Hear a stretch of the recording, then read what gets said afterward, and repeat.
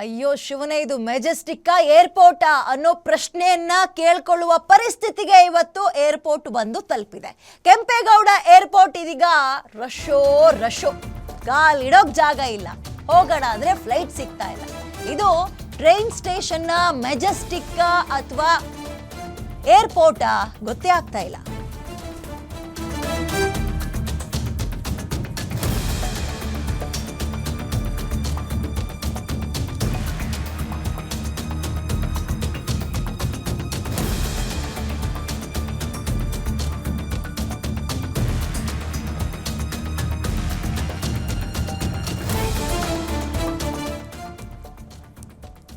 Kempegowda airport ಈಗ full rush ಆಗಿದೆ. ಕಾಲಿಡಕ್ಕೆ ಜಾಗ ಇಲ್ಲ, ಫ್ಲೈಟ್ಗಳು ಸಿಗ್ತಾ ಇಲ್ಲ. ಇಂಡಿಗೋ ಫ್ಲೈಟ್ ಹಾರದ್ದಕ್ಕೆ ನೂರಾರು ಸಮಸ್ಯೆಗಳು ಎದುರಾಗ್ತಾ ಇದೆ. ಒಬ್ಬೊಬ್ರದ್ದು ಒಂದೊಂದು ರೀತಿಯ ಪ್ರಾಬ್ಲಮ್ಮು. ಏನು ಮಾಡೋದು? ಈ ಕಡೆ ಮದುವೆನೂ ಇಲ್ಲ, ಆಕ್ರೋಶಗಳು ಹೆಚ್ಚಾಗ್ತಾ ಇದೆ. ಮತ್ತೊಂದು ಕಡೆ ಆಸ್ಪತ್ರೆಗೆ ಹೋಗಬೇಕು, ಅನಾರೋಗ್ಯದ ಸಮಸ್ಯೆ, ಅವ್ರದ್ದು ಇನ್ನೊಂದು ರೀತಿಯ ಸಮಸ್ಯೆಗಳು. ನೋಡಿ, ತಂದೆಯ ಅಸ್ಥಿಯನ್ನು ಬಿಡಕ್ಕಾಗದೆ ಹೆಣ್ಮಗಳೊಬ್ಳು ಪರದಾಡುವಂತಹ ಪರಿಸ್ಥಿತಿ ಇದೆ. ಒಬ್ಬೊಬ್ರದ್ದು ಒಂದೊಂದು ರೀತಿ ಒಬ್ಬೊಬ್ರದ್ದು ಒಂದೊಂದು ರೀತಿಯ ಪ್ರಾಬ್ಲಮ್ ಇರುತ್ತೆ. ಟ್ರಾವೆಲ್ ಮಾಡೋದು ಬರೀ ಈ ಸೆಲೆಬ್ರೇಷನ್ಗೆ, ಟ್ರಿಪ್ಪಿಗೆ ಅಂತಲ್ಲ. ಫ್ಲೈಟ್ ಹಿಡಿಯೋದು ಬರೀ ಒಂದು ಕಡೆ ಟ್ರಿಪ್ಪಿಗೆ ಹೋಗಿ ಬರೋಣ ಅಂತಲ್ಲ. ಕಳೆದ 3-4 ದಿನಗಳಿಂದ ಈ ಇಂಡಿಗೋ ಏರ್ಲೈನ್ಸ್ ಅಲ್ಲಿ ಅದೇನು ಸಮಸ್ಯೆ ಬರಬಾರ್ದು, ದೊಡ್ಡ ರೋಗ ಬಂದಿದೆಯೋ ಗೊತ್ತಿಲ್ಲ. ಅವರು ಮೇಲ್ನೋಟಕ್ಕೆ ಕೆಲವೊಂದು ರೀಸನ್ಗಳನ್ನು ಹೇಳ್ತಾ ಇದ್ದಾರೆ. ಬಟ್ ಆ ರೀಸನ್ಗಳು ಯಾರಿಗೂ ಕನ್ವಿನ್ಸ್ ಆಗ್ತಾ ಇಲ್ಲ. ಸಮಸ್ಯೆಗಳ ಮುಂದೆ, ಅವರಿಗಿರೋ ಸಮಸ್ಯೆಗಳ ಮುಂದೆ ಇವ್ರು ರೀಸನ್ ಯಾರಿಗೂ ಕನ್ವಿನ್ಸ್ ಆಗ್ತಿಲ್ಲ. ರೀಸನ್ ಕೊಡೋದು ಹೋಗ್ಲಿ, ನೆನ್ನೆ ತನಕ ಅಟ್ಲೀಸ್ಟ್ ರೀಸನ್ ಕೊಡ್ತಾ ಇದ್ದಾರೆ. ಇವಾಗ ಆ ಏರ್ಲೈನ್ ನ ಸಿಬ್ಬಂದಿಗಳೇ ಕಾಣಿಸ್ತಾ ಇಲ್ಲ ಏರ್ಪೋರ್ಟ್ನಲ್ಲಿ. ತಂದೆಯ ಅಸ್ಥಿಯನ್ನು ಬಿಡೋಕ್ಕಾಗದೆ ಹೆಣ್ಮಗಳೊಬ್ಳು ಪರದಾಡ್ತಾ ಇರುವಂತಹ ಪರಿಸ್ಥಿತಿ. ತಂದೆಯ ಅಸ್ಥಿ ಹಿಡಿದು ಏರ್ಪೋರ್ಟ್ನಲ್ಲೇ ಕಾದು ಕುಳಿತಿದ್ದಾಳೆ ಹೆಣ್ಮಗಳೊಬ್ಳು. ಹರಿದ್ವಾರಕ್ಕೆ ಹೋಗಿ ಅಸ್ಥಿ ಬಿಟ್ಟು ಬರಬೇಕು ಅಂತ ಪಾಪ ಇಡೀ ಕುಟುಂಬ ಹೊರಟಿತ್ತು. ಇಂಡಿಗೋ ವಿಮಾನ ರದ್ದಾಗಿರೋ ಹಿನ್ನೆಲೆಯಲ್ಲಿ ಪ್ರಾಬ್ಲಮ್ಮು. ತಂದೆಯ ಅಸ್ಥಿಯನ್ನು ಹಿಡ್ಕೊಂಡು ದುಃಖದಲ್ಲೇ ಆ ಮಗಳು ಕೂತಿದ್ದಾಳೆ. ಸಂಪ್ರದಾಯದಂತೆ ಅಸ್ಥಿಯನ್ನು ಬಿಡಕ್ಕೆ ಆಗ್ತಾ ಇಲ್ಲ ಅಂತ ಅಳಲು ವ್ಯಕ್ತಪಡಿಸ್ತಾ ಇದ್ದಾರೆ. ಇವತ್ತು ಬೆಳಗ್ಗೆ 11:45ಕ್ಕೆ ಫ್ಲೈಟ್ ಫಿಕ್ಸ್ ಆಗಿತ್ತು. ಏರ್ಪೋರ್ಟ್ಗೆ ಬಂದ ಮೇಲೆ ಟಿಕೆಟ್ ಕ್ಯಾನ್ಸಲ್ ಅಂತ ಮೆಸೇಜ್ ಬಂದಿದೆ. ಮುಂದಿನ 3 ದಿನಗಳು ಫ್ಲೈಟ್ಸ್ ಇಲ್ಲ ಅಂತ ಇಂಡಿಗೋ ಸಿಬ್ಬಂದಿಗಳು ಹೇಳ್ತಾ ಇದ್ದಾರೆ. ಏನು ಪ್ರಾಬ್ಲಮ್ ಇವ್ರದ್ದು ಗೊತ್ತಾಗ್ತಾ ಇಲ್ಲ. ನೋಡಿ, ಈಗ ಈ ರಿಯಲ್ ರೀಸನ್ ಕೊಡ್ತಾ ಇಲ್ಲ. ಆ ರೀಸನ್ಗಳು ಕನ್ವಿನ್ಸ್ ಕೂಡ ಆಗ್ತಾ ಇಲ್ಲ. ನಾವು ಬೆಳಗ್ಗೆಯಿಂದ ಆರ್ಥಾಕ್ಷತೆ ಆನ್ಲೈನಲ್ಲಾಯಿತು, ಮದುವೆ ಪೋಸ್ಟ್ಪೋನ್ ಆಯಿತು, ಆರೋಗ್ಯ ಸಮಸ್ಯೆ ಇರೋರ್ದು ಇನ್ನೊಂದು ರೀತಿಯ ಸಮಸ್ಯೆ ಅಂತ ಇದ್ವಿ. ಆಮೇಲೆ ಈಗ ಅಸ್ಥಿ ಬಿಡೋಕ್ಕಾಗದೆ ನೋಡಿ, ಇಡೀ ಕುಟುಂಬ ಒಂದು ಕಡೆ ಆ ಫ್ಯಾಮಿಲಿ ಮೆಂಬರ್ನ ಕಳ್ಕೊಂಡು ದುಃಖದಲ್ಲಿದ್ದಾರೆ. ಅಸ್ಥಿ ಕೈಯಲ್ಲಿ ಇಟ್ಕೊಂಡು ಹಿಂಗೆ ಗಂಟೆಗಟ್ಟಲೆ ಕಾಯೋದು ಅಂದರೆ ಏನ್ರಿ ಇದೆಲ್ಲ? ಯಾಕೆ ಹಿಂಗಾಗ್ತದೆ? ಆಮೇಲೆ ಈ ಇಂಡಿಗೋ ಏರ್ಲೈನ್ಸ್ ಇದೆಯಲ್ಲ, ನಮ್ಮ ದೇಶದಲ್ಲೇ ಲಾರ್ಜೆಸ್ಟ್ ನಂಬರಲ್ಲಿರೋದು ಇವರೇ. ಲಾರ್ಜೆಸ್ಟ್ ಏರ್ಲೈನ್ ಯಾವುದು ಇಂಡಿಯಾದಲ್ಲಿ ಅಂದರೆ ಇಂಡಿಗೋ. ಇವರಲ್ಲಿ ಇಂಥ ಸಮಸ್ಯೆ. ಆಮೇಲೆ ನೀವು ದಯವಿಟ್ಟು ಇಂಡಿಗೋ ಎಲ್ಲಾದರೂ ಫ್ಲೈಟ್ ಬುಕ್ ಮಾಡಿಕೊಂಡು ಏರ್ಪೋರ್ಟಿಗೆ ಹೋಗಬೇಕು ಅಂದರೆ ತಕ್ಷಣಕ್ಕೂ ಅದರ ನೀವು ಸ್ಟೇಟಸ್ನ ದಯವಿಟ್ಟು ಚೆಕ್ ಮಾಡ್ಕೊಳ್ತಾ ಇರಿ. ಏನು ಎತ್ತ ಅಂತ. ನೀವು ಬರ್ತಿದ್ದಂಗೆ ಕ್ಯಾನ್ಸಲ್ ಅಂತ ಮೆಸೇಜ್ ಹಾಕ್ತಾ ಇದ್ದಾರೆ. ನೋಡ್ರಿ, ಅಲ್ಲಿ ಅಸ್ಥಿ ಇಟ್ಕೊಂಡು ಹಿಂಗೆ ಕಾಯೋ ಪರಿಸ್ಥಿತಿ. ಅಪ್ಪನನ್ನು ಕಳ್ಕೊಂಡು ಅಂದಾಗ ತಂದೆ ಕಳ್ಕೊಂಡಿರೋ ದುಃಖ. ಅಸ್ಥಿಯನ್ನು ಸಂಪ್ರದಾಯ ಪ್ರಕಾರವಾಗಿ ಇಂಥ ಕರೆಕ್ಟ್ ಟೈಮ್ನಲ್ಲಿ ಬಿಡೋಕ್ಕಾಗಿಲ್ಲ ಅಂದರೆ ಆ ಕುಟುಂಬಕ್ಕೆ ಎಷ್ಟು ನೋವಾಗ್ತಾ ಇರಬೇಡ. ಆಮೇಲೆ ಇದೊಂದೇ ರೀಸನ್, ಇದೊಂದೇ ಸಮಸ್ಯೆನ ತೋರಿಸ್ತಾ ಇಲ್ಲ. ಬೇಸಿಕಲಿ ನಮ್ಮ ಕಣ್ಣಿಗೆ ಕಾಣ ಸಿಗ್ತಾ ಇರುವಂಥದ್ದನ್ನು ನಿಮ್ಮ ಗಮನಕ್ಕೆ ತರೋ ಪ್ಲ್ಯಾನ್ ಮಾಡ್ತಾ ಇದ್ವಿ ನಾವು. ಕ್ಯಾನ್ಸಲೇಷನ್ ಆಗುವಂತಹ ಮೆಸೇಜ್ ಕೂಡ ಕೊನೆ ಕ್ಷಣದಲ್ಲಿ ಬರ್ತಾ ಇದೆ. ಆಮೇಲೆ ದಯವಿಟ್ಟು ಟಿಕೆಟ್ ಬುಕ್ ಮಾಡ್ಕೊಂಡಿರೋರು ಫ್ಲೈಟ್ನ ಸ್ಟೇಟಸ್ ಚೆಕ್ ಮಾಡ್ಕೊಳ್ತಾ ಇರಿ. 2ನೇದು, ಚಾರ್ಜರ್ ಅಂತೂ ಮರೆಯೋಕ್ಕೆ ಹೋಗ್ಬಿಡಿ. ಮೆಡಿಕೇಷನಲ್ಲಿ ಏನಾದರೂ ಇದ್ದರೆ ದಯವಿಟ್ಟು ಅದನ್ನೆಲ್ಲ ಇಟ್ಕೊಂಡಿರಿ. ತಿಂಡಿ ತೀರ್ಥ ಅಲ್ಲೇ ಸಿಗುತ್ತೆ ಅಂತ ಹೋದರೆ ನಿಮಗೆ ಗೊತ್ತು, ಏರ್ಪೋರ್ಟ್ನಲ್ಲಿ 10 ರೂಪಾಯಿ ಇರೋದಕ್ಕೆ 150-200 ರೂಪಾಯಿ ಹೇಳ್ತಾರೆ ಅಂತ. ನಾನು ಎಕ್ಸಾಂಪಲ್ ಹೇಳ್ತಾ ಇರೋದು. ಸೊ ಹಾಗಾಗಿ ನೀವು ಹೊಟ್ಟೆ ಪೂರ್ತಿಯಲ್ಲಿ ತಿಂಡಿ ತಿನ್ನೋಕ್ಕಾಗಲ್ಲ. ಮಕ್ಕಳನ್ನ ಕರ್ಕೊಂಡು ಹೋಗಿದ್ರೆ ಅವ್ರನ್ನ ಸಮಾಧಾನ ಪಡಿಸೋಕ್ಕೆ ಆಗಲ್ಲ. ಇಂಥ ಪರಿಸ್ಥಿತಿ ಇದೆ. ಇದೇನು ಏರ್ಪೋರ್ಟ ರೈಲ್ವೆ ಸ್ಟೇಷನ್ ಗೊತ್ತಾಗ್ತಿಲ್ಲ. ಎಷ್ಟೊತ್ತು ಅಂತ ಕಾಯ್ತಾರ್ರಿ? ಈಗ ಇವರೆಲ್ಲ ಸ್ಟ್ಯಾಂಡರ್ಡಾಗಿ ಫ್ಲೈಟಲ್ಲಿ ಹೋಗೋದು ಅಂತ ಕ್ಲೀನಾಗಿ ಡ್ರೆಸ್ಗೆ ಸಾಕೊಂಡು ಬಂದಿರ್ತಾರೆ, ಅದು ಬೇರೆ ವಿಚಾರ. ಲಗೇಜ್ ಎಲ್ಲ ತುಂಬ ಸ್ಟೈಲಿಶಾಗಿ ಬುಕ್ ಮಾಡ್ಕೊಂಡು ಎಲ್ಲಿ ತನಕ ಅಂತ ಅದನ್ನು ಕಾದ್ಕೊಂಡು ಕೂರೋಕ್ಕಾಗುತ್ತೆ? ನಿದ್ದೆ ಅನ್ನೋದು ಬರುತ್ತಾ? ಸುಸ್ತು ಅನ್ನೋದಾಗುತ್ತಾ ದೇಹಕ್ಕೆ? ಅಲ್ಲೇ ಲಗೇಜ್ ಬಿಡ್ತಾರೆ, ಅಲ್ಲೇ ಮಲ್ಕೊಳ್ತಾ ಇದ್ದಾರೆ. ಥೇಟ್ ಈ ಮೆಜೆಸ್ಟಿಕ್ಕಲ್ಲಿ ರಶ್ ಆದಾಗ, ಮೂಲೆಯಲ್ಲಿ ಜನ ಬಸ್ ಸಿಗ್ದಲ್ಲೇ ಇದ್ದಾಗ ಮಲ್ಕೊಳ್ಳೋದು. ರೈಲ್ವೆ ಸ್ಟೇಷನ್ ಮೆಜೆಸ್ಟಿಕ್ ಅನ್ನೋದಕ್ಕಿಂತ ಈ ರೈಲ್ವೆ ಸ್ಟೇಷನ್ಗಳೆಲ್ಲ ಹಂಗೆ ಆಗ್ತಾ ಇರುತ್ತೆ ನೋಡಿ. ಗಜಿಬಿಜಿ ಅಂತ ಇರುತ್ತಲ್ಲ, ಅದು ಆ ಲುಕ್ಕು ಇವತ್ತು ಏರ್ಪೋರ್ಟಿಗೆ ಬಂದು ಕುಳಿತಿರುವಂಥದ್ದನ್ನು ಗಮನಿಸ್ಬೋದು ನಾವು. ಸಿಬ್ಬಂದಿಗಳ ಕೊರತೆ ಅಂತಾರೆ. ಮತ್ತೊಂದು ರೀಸನ್ ಹೇಳ್ತಾರೆ. ಈಗ ಈ new flight duty time limitation rules ಅಂತ ಗೌರ್ಮೆಂಟ್ ಅವ್ರು ತಂದಿದ್ದಾರೆ. ಅದು ಪ್ಯಾಸೆಂಜರ್ಗಳಿಗೂ ಅನುಕೂಲ ಆಗಬೇಕು ಮತ್ತು ಪೈಲಟ್ಗಳಿಗೂ ಅನುಕೂಲ ಆಗಬೇಕು ಅಂತ. ಇದರ ವಿರುದ್ಧ ಕೋಪಗೊಂಡಿದೆ ಇಂಡಿಗೋ ಏರ್ಲೈನ್ಸ್. ಹಾಗಾಗಿ ಹಿಂಗೆ ಆಡಿಸ್ತಾ ಇದ್ದಾರೆ ಅಂತ ಹೇಳಲಾಗ್ತಾ ಇದೆ. ಅದೇನೋ ಗೊತ್ತಿಲ್ಲ, ದಯವಿಟ್ಟು ಕನ್ವಿನ್ಸ್ ಮಾಡಿಕೊಡ್ಬೇಕು. ಅಂದರೆ ನೀವು ಯಾರಾದರೂ ಬಂದು ಒಂದು ಸಾಲಿಡ್ ರೀಸನನ್ನು ಹುಡುಕೊಡ್ಬೇಕು. ಆಮೇಲೆ ಇನ್ನೊಂದು ಏನಂದರೆ ಬಸ್ ಸಿಗ್ತಾ ಇಲ್ಲ ಅಂದರೆ ಇನ್ನೊಂದು ಬಸ್ನ ಹೆಂಗಾದರೂ ಆಲ್ಟ್ರೇಷನ್ ಮಾಡಿಬಿಡ್ಬೋದು. ಬಟ್ ಫ್ಲೈಟ್ಗಳದ್ದು ಹಂಗಾಗಲ್ಲ. ಪ್ರತಿನಿತ್ಯ ದೇಶದಲ್ಲಿ ಇವ್ರದ್ದು ಎವ್ರಿ ಡೇ 2310 ಫ್ಲೈಟ್ಗಳು ಇಂಡಿಗೋ ಏರ್ಲೈನ್ಸಲ್ಲಿ ಹಾರಾಟ ಆಗೋದು. ಇವ್ರದ್ದೇ ಹೈಯೆಸ್ಟ್ ಲಾರ್ಜೆಸ್ಟ್ ನಂಬರ್ ಇರೋದು.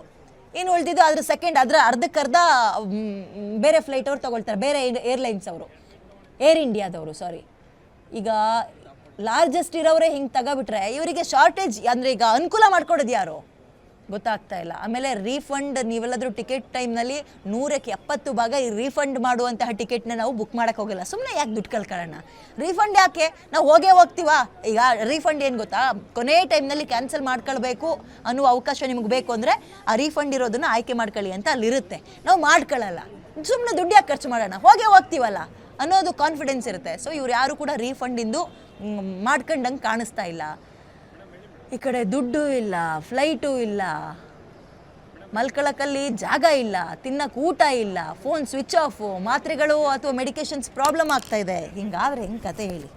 ದಯವಿಟ್ಟು ಸಂಬಂಧಪಟ್ಟಂಥವರು ಸ್ವಲ್ಪ ಇದಕ್ಕೆ ಆನ್ಸರ್ ಮಾಡಬೇಕು ಬಂದು.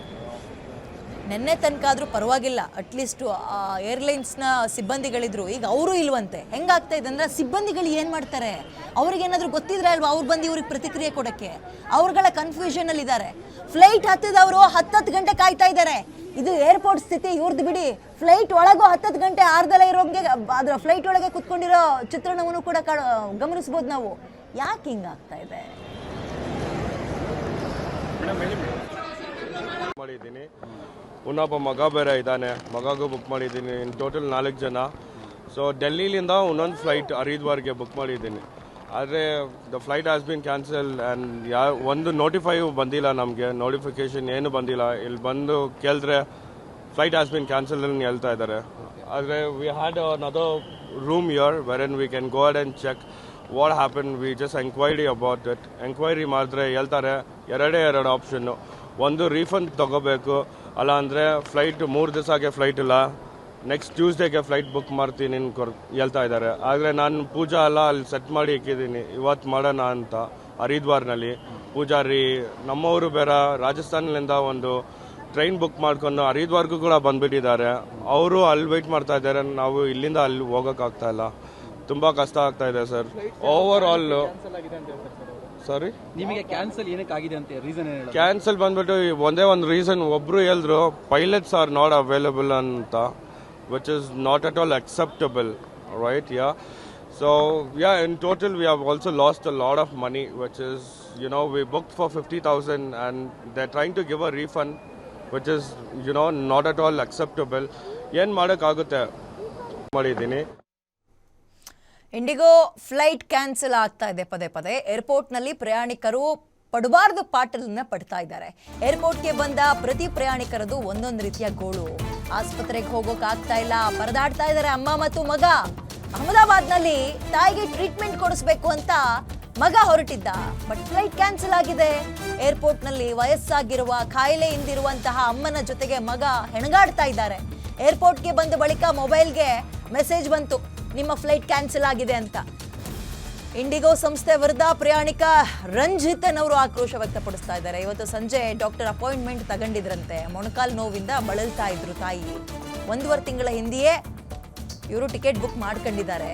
ಇಂಡಿಗೋ ಕಸ್ಟಮರ್ ಕೇರ್ನವರು ಸ್ಪಂದಿಸ್ತಾ ಇಲ್ಲ ಅಂತ ಕೋಪಗೊಂಡಿದ್ದಾರೆ. ಗ್ಯಾರಂಟಿ ನ್ಯೂಸ್ ಜೊತೆಗೆ ರಂಜಿತ್ ಅಸಮಾಧಾನ ವ್ಯಕ್ತಪಡಿಸ್ತಾ ಇದ್ದಾರೆ. ನೋಡಿ ಪಾಪ, ಈ ಆಫೀಸ್ ಗೀಫೀಸಲ್ಲೆಲ್ಲ ಕೆಲಸ ಮಾಡ್ಕೊಂಡಿರ್ತಾರೆ, ಗಾಡಿ ಬೇಡಿ ಅವ್ರ ಹತ್ರ ರಜಾ ತಗೊಂಡಿರ್ತಾರೆ ಅವರವರ ಪರ್ಸನಲ್ ಕೆಲಸಗಳಿಗೆ. ನೋಡಿ, ಈಗ ಹಾಸ್ಪಿಟಲ್ಗೆ ಹೋಗ್ಬೇಕು ಅಂತನೋ, ಮದುವೆ ಅಂತನೋ, ಅಸ್ಥಿ ಬಿಡಬೇಕು ಅಂತನೋ ರಜೆಗಳು ಅಷ್ಟು ಸುಲಭವಾಗಿ ಸಿಗುತ್ತೆ ಆಫೀಸ್ಗಳಲ್ಲಿ.